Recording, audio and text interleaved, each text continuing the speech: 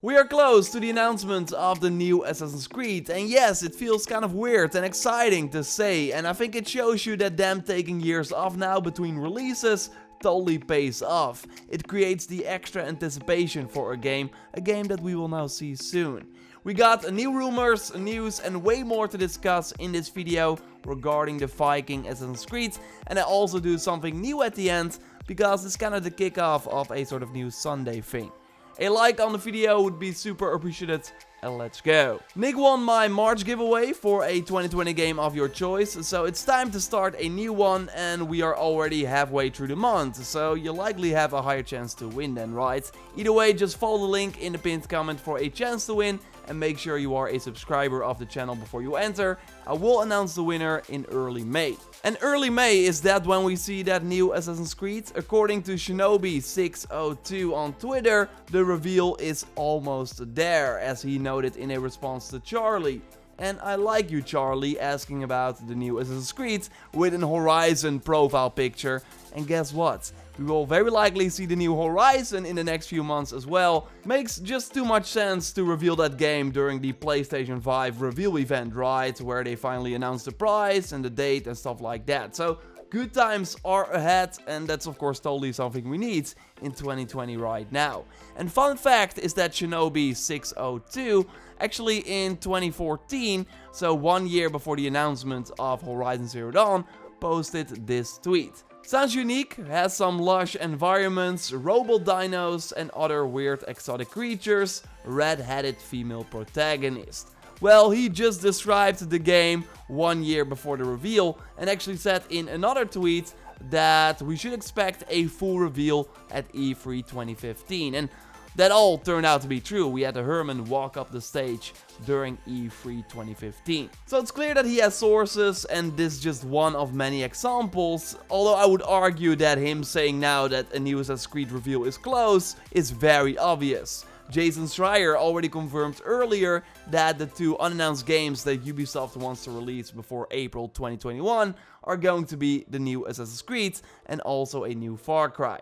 And one of them is planned for this holiday season, and the other one is planned for early 2021. So unless anything gets delayed because of what is going on in the world right now, I mean, Ubisoft said a few weeks ago that everything is still on track. So right now we should still expect the new Assassin's Creed in the holiday season as always. And according to the creative director on the game, we should expect a pretty cool opening. At least he seems to be teasing that. Victor Lucas asked what the best opening sequence for a video game is, and Ashraf Ismail, who of course was the director on both Origins and Black Flag, simply said, wait. The Origins opening was already awesome. Like, first we had this pretty cool cutscene that introduced us to Bayek and the world and the setting, and then we skip 1 year ahead and watch Bayek brutally murder this pharaoh. We will find you. We will find you in your sleep! Sleep? I never sleep. I just wait in the shadows, and I will kill you all!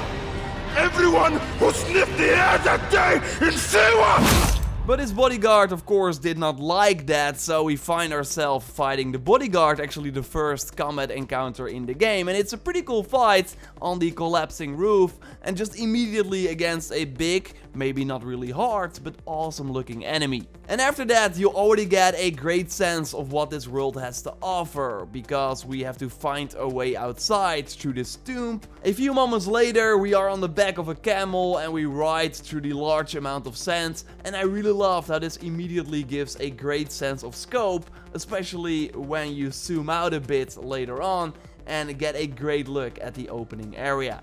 So amazing opening, and in Odyssey the opening was also pretty combat focused.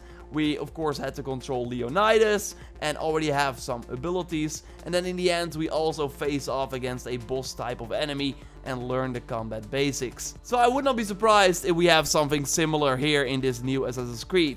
The rumors were always like a Viking raid, that is the start of this new game, something that would make a ton of sense for sure, so that we're like attacking a fort or village with a big group of allies. I think that would make sense, but like if it already comes close to the opening of Origins, then I'm more than happy. YouTuber Jonathan posted on Twitter a few things that he had heard about the new Assassin's Creed, and you can find a link to his YouTube channel in the video description. Totally check it out if you are French. So I'm using Google Translate here, but that already gives us an idea of what he is writing. So yes, it will be Vikings, not called Kingdom, that is the code name of the game, also not Ragnarok. And as we discussed in a previous video, Valhalla or Assassin's Creed V, Vive or Vikings seems to be the most likely title for this game. The Hidden Blades will be back and the Shield too, and the main character should be a woman, but we can still choose a man. So likely implying that maybe just like Cassandra, the female character is canon again, and then we can also choose a man if we want. And on Twitter we actually had this whole discussion recently about if Assassin's Creed games should stick to one character. I said no.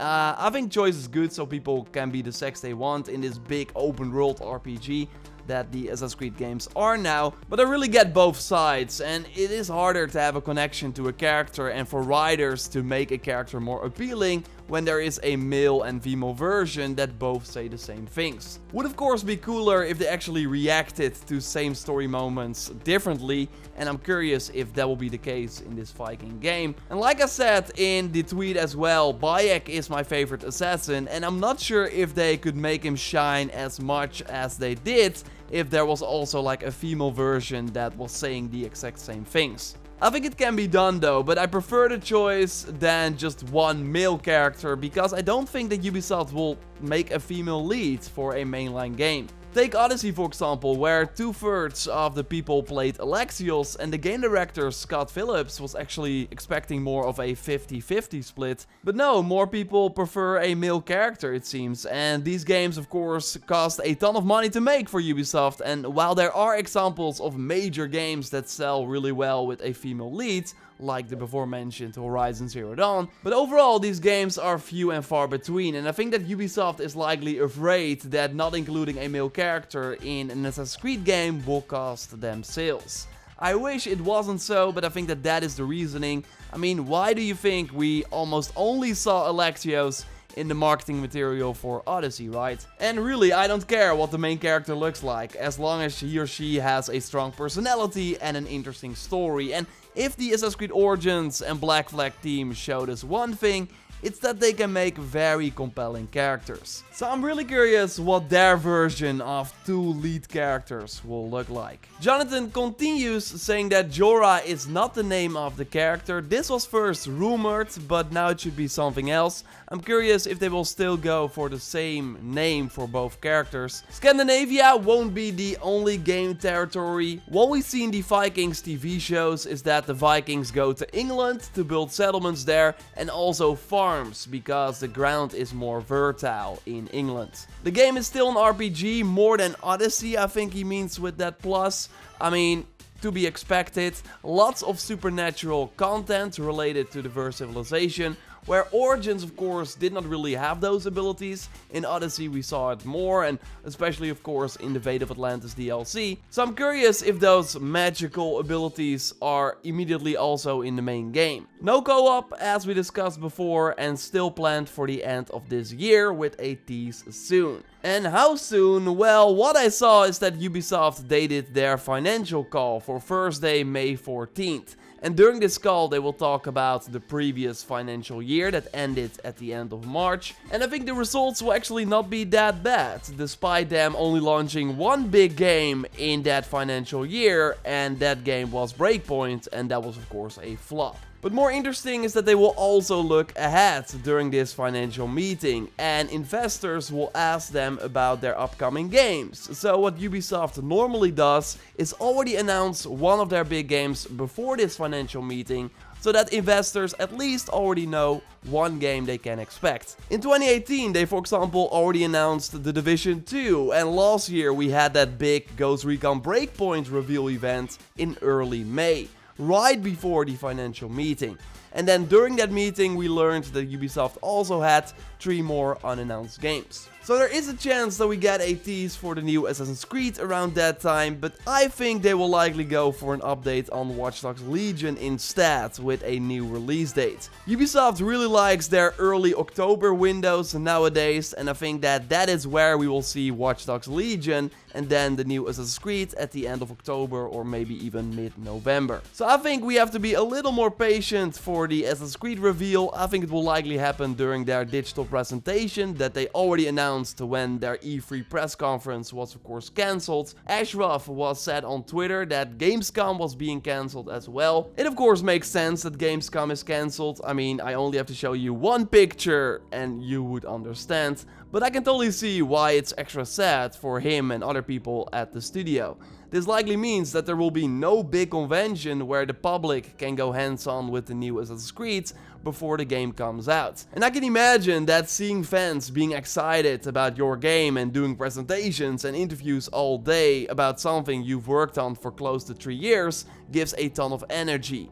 And now it will just all be digital. I mean, you can still see excitement then, but it will of course not be the same. And I'll of course do my best to bring you all the news and info about the upcoming games here on the channel, and hopefully I'm able to record some gameplay for the new Assassin's Creed and Watch Dogs and stuff like that as well. And I asked you 2 weeks ago to put questions in the comments under my video, and that's what I want to do here every Sunday. So if you got questions for the next Sunday video, drop it down in the comments and then I might pick yours and answer it in the next video. So 2 weeks ago we had I am Artemis with a very big comment, some kind words, so thanks for that. What he's basically asking is what will happen to unreleased games that we got smaller footage of, like Gods and Monsters, now that there's so much stuff going on in the world.